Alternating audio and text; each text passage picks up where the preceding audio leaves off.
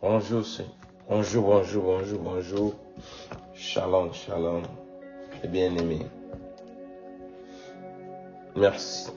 Bénissons Dieu pour cette journée qui nous fait la grâce de nous retrouver encore vivants. Je vais encore ce matin lui rendre grâce pour la force, le souffle de vie qu'il m'a accordé pour que je sois là encore ce matin. Amen. Nous allons parler de l'unité de la foi qui engendre le mystère de la présence de Dieu au milieu de nous. Amen. Alors, nous voyons, mes bien-aimés, en tant qu'être humain, nous avons la dureté, comme la parole de Dieu nous dit, du cœur pour comprendre les choses de Dieu. Dieu nous parle, Dieu nous a révélé le secret de son royaume, comment il opère dans ce monde, comment il marche avec les hommes, comment il agit dans la vie de l'homme. Mais on a toujours du mal à écouter Dieu, à retenir ses instructions bien, ce qu'il nous donne comme information. Amen. Nous allons voir l'exemple de ce qui va se passer, qui s'est passé dans la vie des disciples. Amen. Après la résurrection de notre Seigneur. Je vais dire encore bonne fête à tout le peuple de Dieu. Bonne fête de Pâques et joyeux anniversaire. Amen. Alors, nous allons méditer encore ce matin dans le livre de Luc, chapitre 24. Nous allons commencer à partir du verset 13. Amen. Le Seigneur nous dit ceci dans sa parole. Voici ce même jour, des disciples allaient à un village nommé Emmaüs, éloigné de Jérusalem, des 60 stades. Et ils s'entretenaient de tout ce qu'il s'était passé. Pendant qu'ils parlaient et discutaient, Jésus s'approcha et fit route avec eux. Mais leurs yeux étaient empêchés. De le reconnaître. Il dit que de quoi vous entretenez-vous en marchant pour que vous soyez tout tristes?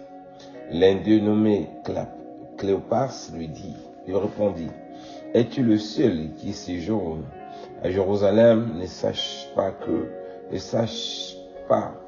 ce qui s'est passé, ce qui s'est arrivé ces jours-ci? Quoi leur répondit-il? Et il lui répondit, ce qui est arrivé au sujet de Jésus de Nazareth, qui était un prophète puissant en œuvre et en parole, devant Dieu et devant tout le peuple. Et comment les principaux sacrificateurs et nos magistrats l'ont livré pour le faire condamner à mort et l'ont crucifié. Parole du Seigneur. Bien-aimés, regardez bien ce que le Seigneur nous montre dans ce texte. C'est l'un des meilleurs textes. Quand je lis ça, je trouve vraiment c'est étrange. Le Seigneur qui chemine avec les disciples, mais eux ne le savent pas, alors qu'ils ont passé 3 ans ensemble en train d'écouter les mêmes paroles que le Seigneur les enseignait dans ses enseignements, qu'il parlait de la résurrection, qu'il parlait qu'il devait mourir, qu'il devait ressusciter le 3e jour, et la chose s'accomplit. La chose plus étrange, avant d'arriver à ce stade, même les femmes qui étaient venues les annoncer que le Seigneur ressuscitait, mais eux en route, ils ne croyaient même pas là ce que les femmes disaient, parce qu'ils s'inquiétaient, ils étaient étonnés de voir, mais ça fait déjà 3 jours. 3 jours se sont déjà écoulés, mais ne voient pas le prince qui nous a promis vraiment de venir restaurer le royaume d'Israël ici-bas. Amen. Alors c'est pour dire, mes bien-aimés, la parole de Dieu nous dit, lorsque 2 ou 3 personnes sont réunies à son nom, Jésus aussi est au milieu d'eux. Alors, j'essaie de voir ça, j'ai compris le pourquoi Dieu dit cela. Amen. Chaque fois que nous nous réunissons au nom de Jésus, c'est ce qui se passe, mes bien-aimés. Parce qu'ici, ils cheminent ensemble, ils sont en train de s'entretenir Alors, un homme qui apparaît, qu'il vient cheminer avec eux, la personne laquelle ils sont en train de s'entretenir à son sujet, et c'est lui qui est à côté d'eux, mais ils ne se rendent pas compte. Amen. C'est pour dire, mes bien-aimés, nous devons avoir vraiment l'intelligence spirituelle pour comprendre comment Dieu opère d'une manière ou d'une autre dans nos vies. Amen. Est-ce qu'ici, la parole de Dieu nous relate quelque chose de très important pour comprendre cela? Si nous sommes ouverts à la parole de Dieu, et lorsque Dieu se révèle à nous de cette manière, nous allons comprendre cela. Parce que j'ai vu et des exemples qui s'y sont passés, ça fait la même chose. Et vous voyez bien, dans le livre de Luc et Matthieu chapitre 18, verset 20, je pars là-bas et puis j'y revenir. Regardez bien ce qui s'est passé. Matthieu chapitre 18, verset 20. Car là où 2 ou 3 personnes sont assemblées en mon nom, je suis au milieu d'eux. Oui, mais regardez bien encore. Ici, ils sont en train de cheminer. Ils parlent de Jésus. Jésus vient. Dès qu'il est, il est écrit que lorsque vous vous réunissez, lorsque vous parlez de moi, lorsque vous priez, je suis au milieu d'eux. Mais regarde, au milieu de vous. Mais là, la parole s'accomplit. Mais eux, ils sont carrément, c'est-à-dire, ils ne comprenaient pas cela. Amen. Regardez encore un autre texte qui va nous enseigner encore quelque chose d'important. Pour que nous ayons vraiment la foi et l'assurance lorsque nous parlons, nous nous entretenons aux choses de Dieu. Quand ne prennent pas cela à la légère. Dans le livre de Jean, chapitre 20, le verset 26, le Seigneur dit ceci.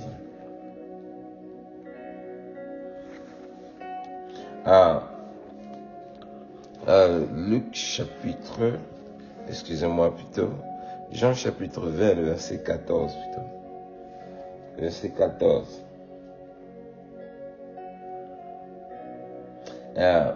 Il dit, en disant cela, elle tourna et elle vit Jésus debout, mais elle ne savait pas que c'était Jésus. Amen. Ici, les femmes sont parties au tombeau. Ils ont vu la pierre qui était déplacée. Ils voient un monsieur et 2 personnes qui sont assis là où ils étaient, des anges. Et ils tournent de l'autre côté, ils voient, le texte est un peu long, je vais un peu derrière la tête. Ils voient un homme debout et ils pensaient que c'était le jardinier, celui qui prend soin du cimetière. Il a dit, mais qu'est-ce que vous êtes en train de chercher?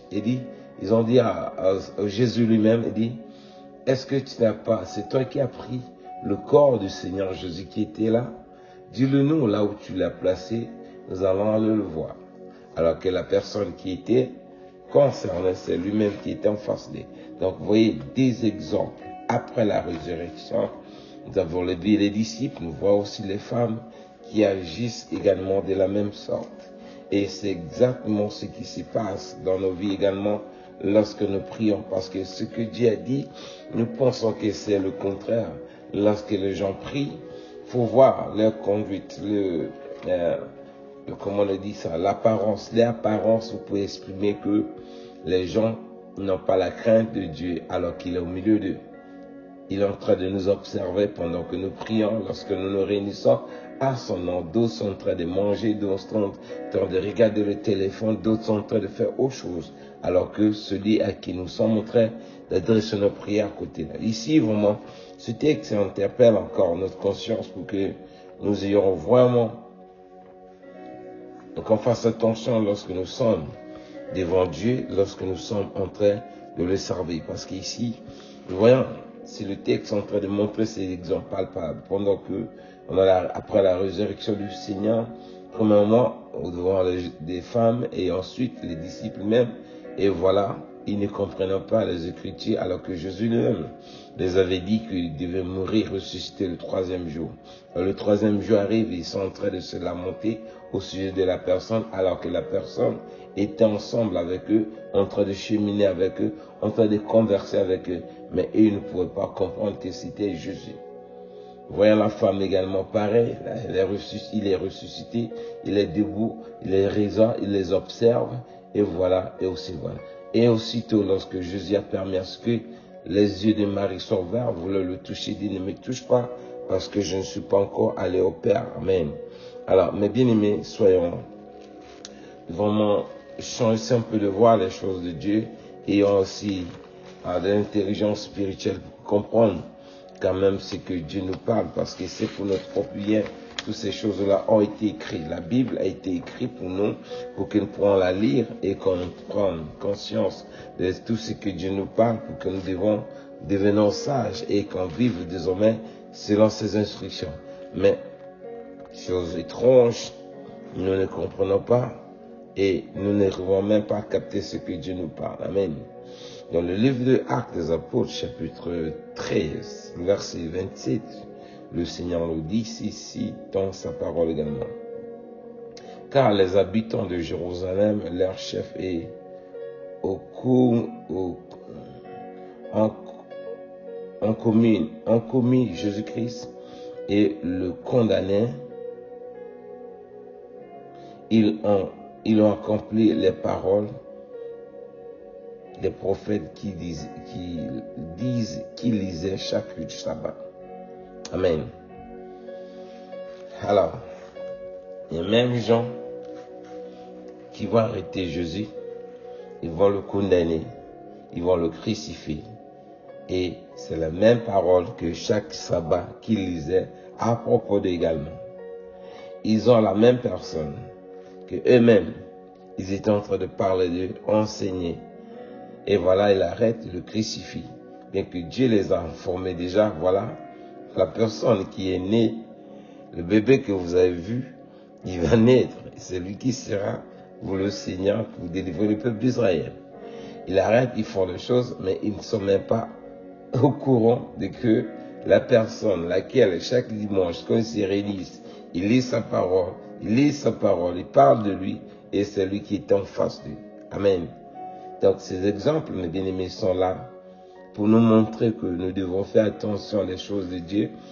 Si nous prenons au sérieux les choses de Dieu, nous n'allons pas vraiment connaître ces choses. Amen.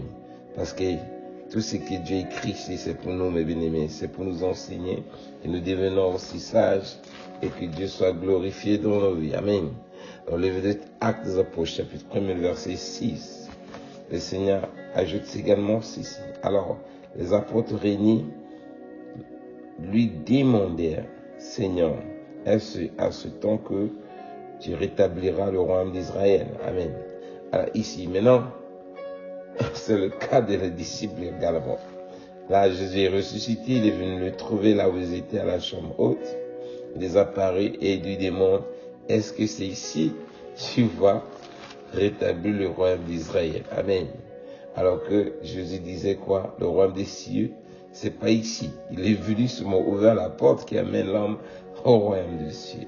Donc, mes bien-aimés, faisons attention aux choses de Dieu. Dieu nous a aimés, il nous a tant aimés, il nous a fait la grâce. Il nous parle, il nous enseigne, il nous instruit. Mais nous avons la dureté des cœurs pour comprendre les choses de Dieu. Si nous comprenons bien cela, alors nous allons voir que notre foi sera différente de ce que nous sommes en train de pratiquer maintenant. Amen. Alors, ils oublient que tout ce que Dieu a parlé, tout ce que les prophètes ont parlé à propos d'eux, et ils font le contraire de cela. Amen. Alors, regardez bien ce qu'il est dit au sujet de Jésus-Christ. Dans le livre de Luc, chapitre 2, le verset 10 à 11. Chapitre 2, 10 à 11.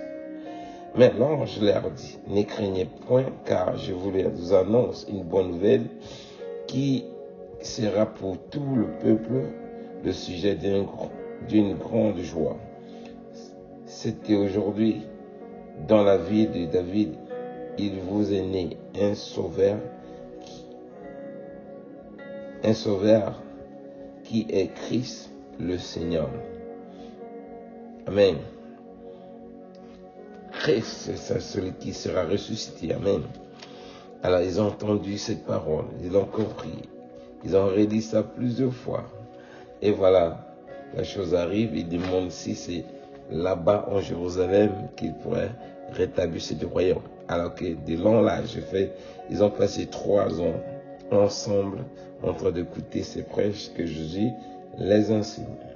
Alors, donc, nous devons faire attention, nous devons comprendre le langage de Dieu, demander l'intelligence spirituelle afin que nos yeux s'ouvrent. Parce que tout cela montre, mes bien-aimés, lorsque nous ne sommes pas attachés au Seigneur, nous sommes aveuglés spirituellement. Et ça sera difficile de voir le Seigneur dans le langage spirituel. Pourquoi? Parce que ce qui est spirituel, ce qui est cher, comme la parole de Dieu le dit. Nous venons avec le Dieu charnel pour chercher à voir Dieu. Nous ne pourrons pas le voir parce que la chair ne peut pas accomplir la volonté de Dieu. Dans le livre de Luc, chapitre 24, verset 7, le Seigneur écrit, verset 6 plutôt, à 7, il n'est point ici, mais il est ressuscité. Souvenez-vous de quelle manière vous parlez lorsqu'il était encore en Galilée et qu'il disait, il faut que le Fils de l'homme soit livré entre les mains des pécheurs et qu'il soit crucifié et qu'il ressuscite le 3e jour. Amen.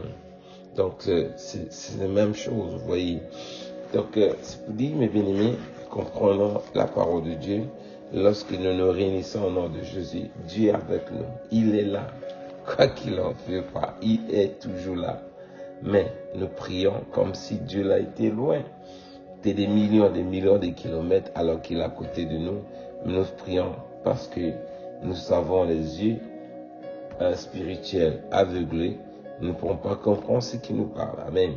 Donc c'est un encouragement de ça que la parole nous donne ce matin, afin de comprendre mieux la manière dont Dieu opère et la manière qu'il a avec nous lorsque nous nous réunissons, pour que chacun de nous puisse vraiment maximiser sa foi pour recevoir de la part de ce Dieu tout ce qu'il lui demande dans ses prières. Parce que quand on est concentré en ce que je viens prier mon Dieu avec moi, il est là, il me voit, il m'entend.